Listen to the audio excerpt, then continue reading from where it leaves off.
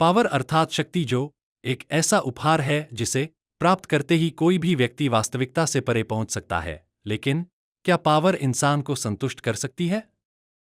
इस तथ्य को समझने के लिए चलते हैं एक खूबसूरत कहानी की ओर, जिसका नाम है पावर कार। शहर से दूर एक छोटा सा गांव था। माना जाता है कि उस गांव में कभी एलियंस राज किया करते थे, लेकिन हजारों वर्ष पूर्व पृथ्वी में मची उथल पुथल ने उन्हें दूसरे ग्रह जाने पर मजबूर कर दिया और तब से यहाँ निरंतर जनजातियों का विकास होता रहा और आज इस गांव के लोग शहर की चमक दमक से दूर बड़े मजे से प्राकृतिक वातावरण में अपना जीवन व्यतीत कर रहे थे। इसी गांव में आर्यन नाम का एक लड़का अपने दादा दादी के साथ रहता था। आर्यन बचपन से ही पैरों से चल पाने में असमर्थ था। कहीं आने जाने के लिए उसे बैसाखी के सहारे की जरूरत पड़ती थी। आर्यन के माता पिता बचपन में ही गुजर गए थे, तभी से उसके दादा दादी ही उसका एकमात्र सहारा है। आर्यन अपने घर में बैठे हुए दुनिया भर घूमने का सपना देखा करता था। वह अक्सर सोचा करता कि अगर उसके पास पैर होते तो वह दुनिया भर की अच्छी अच्छी जगह घूम पाता। आर्यन के दादा लकड़ी के कारीगर थे। वह तरह तरह की मूर्तियां बनाया करते थे। आर्यन भी अपने दादा के काम में हाथ बंटाता, लेकिन अब बड़ा हो चुका था। उसे लगने लगा था कि वह कब तक गांव में ही फंसा रहेगा। उसे बाहर निकलना चाहिए, शायद कोई न कोई रास्ता नजर आ जाए। लेकिन वह जाता भी तो कहाँ? शहर में वह किसी को जानता तक नहीं था और नहीं उसके पास इतने ज्यादा पैसे थे कि वह बड़े आराम से कहीं भी जा सके।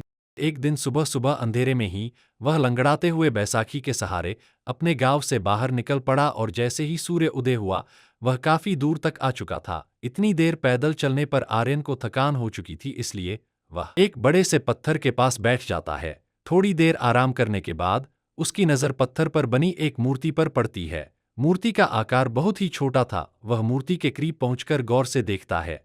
यह मूर्ति काफी अजीब थी, जिसमें नीचे का हिस्सा किसी जानवर की तरह और ऊपरी हिस्सा इंसानों की तरह दिखाई दे रहा था। आर्यन ने मूर्ति को हाथ से छूकर देखा तो उसे एहसास हुआ कि यह तो पत्थर के ऊपर अलग से लगाई गई है।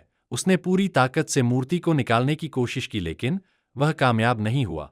गुस्से में आकर उसने मूर्ति को जोर से धक्का मारा तो मूर्ति पत्थर के अंदर घुस गई और वह पत्थर दो हिस्सों में बंट गया। पत्थर के हटते ही आर्यन की नजर सामने खड़ी एक खूबसूरत कार पर पड़ी। कार की संरचना अद्भुत थी। आर्यन डरते हुए धीरे धीरे कार के पास पहुंचा। जैसे ही उसकी नजर कार के नीचे पड़ी तो उसे ताज्जुब हुआ, क्योंकि कार में कोई चक्के मौजूद नहीं थे। कार के दरवाजे पर एक पंजे का निशान था। आर्यन ने जैसे ही उसे अपने हाथों से स्पर्श किया तो एक तेज रोशनी के साथ कार का दरवाजा खुल गया, जिसे देखते ही आर्यन डर से पीछे हट गया। लेकिन जैसे ही उसकी धड़कन सामान्य हुई वह हिम्मत करके कार के अंदर बैठ गया। कार में बैठते ही सीट बेल्ट अपने आप आर्यन के ऊपर फिक्स हो गए और दरवाजा बंद हो गया। आर्यन को समझ में ही नहीं आ रहा था कि वह इस कार को चलाएगा कैसे, जिसमें न ही टायर हैं और न स्टीयरिंग। लेकिन कुछ देर बाद उसके सामने पूरी दुनिया का नक्शा दिखाई देने लगा। आर्यन ने जैसे ही उस नक्शे पर एक स्थान चुना, अचानक गाड़ी अपने आप आसमान में उड़ने लगी और कुछ ही सेकंड के अंदर रोशनी से भी तेज गति से उसी जगह पहुंच गई जिसे आर्यन ने चुना था। चारों तरफ समुद्र की लहरें और उसके ऊपर आर्यन की पावर कार हवा में तैर रही थी। आर्यन उड़ती हुई कार में बैठकर घबरा गया। वह मदद के लिए जोर जोर से आवाज लगाने लगा। तभी उसे कार के अंदर एक आवाज सुनाई दी, जिसमें उसे संकेत दिया गया कि यह कार उसकी इच्छा के अनुसार कहीं भी जा सकती है, बस उसे स्क्रीन पर दिख रहे नक्शे को टच करना होगा। यह बात सुनते ही आर्यन की खुशी का ठिकाना न रहा। वह अगले ही पल नक्शे में अपनी गांव की लोकेशन डालकर पहुंच गया। गांव के सभी लोग आर्यन की कार देखकर दंग रह गए। हालांकि गांव के लोगों को तकनीकी चीजों की ज्यादा जानकारी नहीं थी, इसलिए उन्होंने कार को शहर का कोई उड़ने वाला खिलौना समझा। अब आर्यन दुनिया की हर जगह घूमना चाहता था। उसे पावर मिल चुकी थी। वह बिना किसी रोक टोक के अपनी मनमर्जी की जगह घूमने लगा। देखते ही देखते उसने दुनिया भर के नक्शे को छान मारा, लेकिन लगातार घूमते रहने से उसे उस कार में बोरियत लगने लगी। उसे समझ में ही नहीं आ रहा था कि उसके पास दुनिया की सबसे बेहतरीन कार है, फिर भी उसकी खुशी बढ़ने की वजह कम होती जा रही है। दरअसल अब उसे उस कार में घूमने से पहले वाला मजा नहीं मिल रहा था। कुछ ही दिनों में वह कार से पूरी तरह ऊब चुका था। एक दिन वह अपने घर में दादा दादी के साथ बैठा था, तभी एक हेलीकॉप्टर आसमान में उड़ता हुआ दिखाई दिया। हेलीकॉप्टर देखते ही गांव के लोगों की भीड़ लग गई। कुछ ही पलों में हेलीकॉप्टर गांव में उतर आया। जैसे ही हेलीकॉप्टर का दरवाजा खुला, गांव वाले घबरा गए, क्योंकि हेलीकॉप्टर के अंदर से आर्मी के जवान बड़ी बड़ी बंदूकों के साथ निकलने लगे। देखते ही देखते आर्मी के जवानों ने पूरे गांव को घेर लिया। आर्मी की इतनी सख्त पहरेदारी से गांव में मौजूद लोग इधर उधर भागने लगे। आर्यन खड़े खड़े यह तमाशा देख रहा था। दरअसल आर्मी के सैटेलाइट पर आर्यन की पावर कार ट्रैक की गई थी, जिसमें इस गांव की लोकेशन मिली। गांव के कुछ लोगों को आर्मी की बात सुनते ही एहसास हुआ कि हो ना हो ये लोग उसी शहरी खिलौने को देखने आए हैं जो आर्यन के पास है। अचानक गांव के एक व्यक्ति ने आर्यन की ओर इशारा करते हुए कहा, आर्यन जाओ, अपना शहरी खिलौना लेकर आओ, लगता है ये लोग वही देखना चाहते हैं।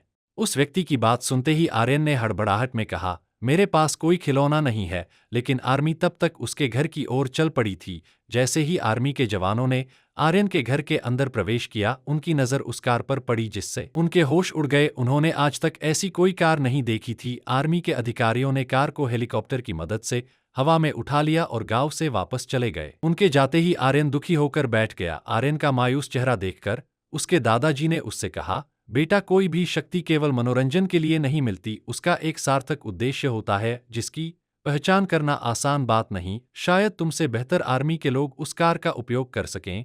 अपने दादाजी की बात सुनकर आर्यन को थोड़ी राहत मिली। यहाँ आर्मी अपने रिसर्च सेंटर में कार को लाकर कई पैमानों में जांच करती है, लेकिन इस कार की तकनीक आर्मी के समझ से परे थी। अधिकारियों ने तय किया कि इसकी जांच करने के लिए अंतरिक्ष से संबंधित वैज्ञानिकों को बुलाना चाहिए। जैसे ही अंतरिक्ष वैज्ञानिक ने कार को देखा तो उन्हें कुछ ही समय में कार के बारे में पता चल गया। उन्होंने आर्मी के अधिकारियों को समझाते हुए कहा कि यह एलियंस के द्वारा बनाई हुई कार है जिसे सूर्य की रोशनी से चार्ज किया जाता है, लेकिन इसे चलाना मुश्किल है क्योंकि इसे उसी व्यक्ति के डीएनए से कनेक्ट कर दिया गया है जो इसे पहले से चला रहा था, और यह कार उसके बिना कोई और नहीं चला सकता। इस रहस्य के पता चलते ही आर्मी ने आर्यन को लेने के लिए एक दल भेजा। पहले तो आर्यन आने को तैयार नहीं था, लेकिन जब उसके दादा ने उसे समझाया तो वह आर्मी वालों के साथ आने को तैयार हो गया। आर्यन लंगड़ाते हुए पावर कार के नजदीक पहुंचा तो वह अपने आप स्टार्ट हो गई, जिसे देखकर सभी दंग रह गए। आर्यन ने कार की सभी खूबियां आर्मी के सामने रख दी। आर्मी को समझ में आ चुका था कि उनके पास एक भी ऐसा वायुयान नहीं है जो इतनी तेजी से गति कर सके। वैज्ञानिकों की सलाह पर आर्यन को पावर कार का आधिकारिक चालक बनाया गया। साथ ही उसे आर्मी की तरफ से पायलट का दर्जा दिया गया। बस फिर क्या था, शुरू हो चुका था आर्यन का मुश्किलों से भरा रोमांचक सफर, जिसमें उसने आर्मी के साथ कंधे से कंधा मिलाकर देश की रक्षा करना सीख लिया। और अब आर्यन की जिंदगी में फिर से खुशियों की बहार छाने लगी। आर्यन की नई जिंदगी की शुरुआत होते ही कार की कहानी खत्म हो जाती है।